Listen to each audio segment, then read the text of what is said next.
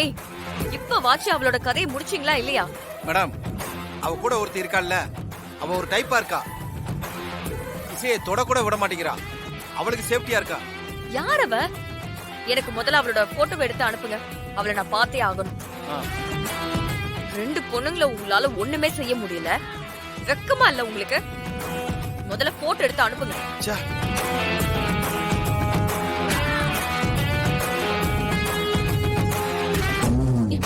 என்ன ஸ்ரீஜா, இன்னும் நீ சொன்ன ஆளுங்க எதுவும் செய்யல போல இருக்கு.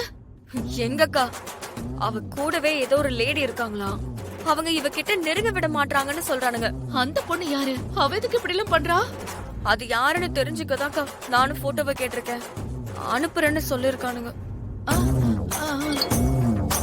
அக்கா இதோ அனுப்பிட்டாங்க.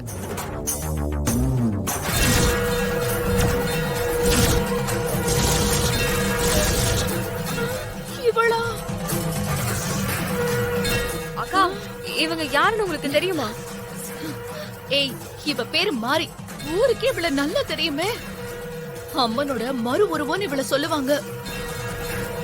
யாராவது ஒருத்தங்களுக்கு ஏதாவது ஒரு பிரச்சனை வந்தா முன்கூட்டியே இவளுக்கு சாமி வந்து சொல்லுன்னு சொல்லுவாங்க. ஆனா இவ எப்படி இவ கூட?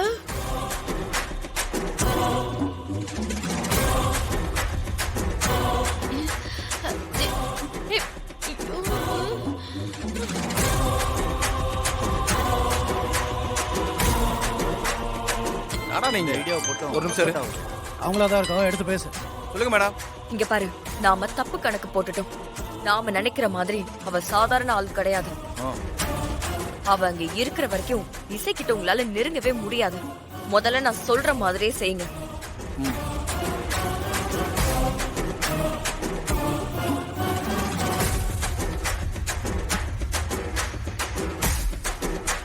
என்ன புரிஞ்சுதா? Okay madam.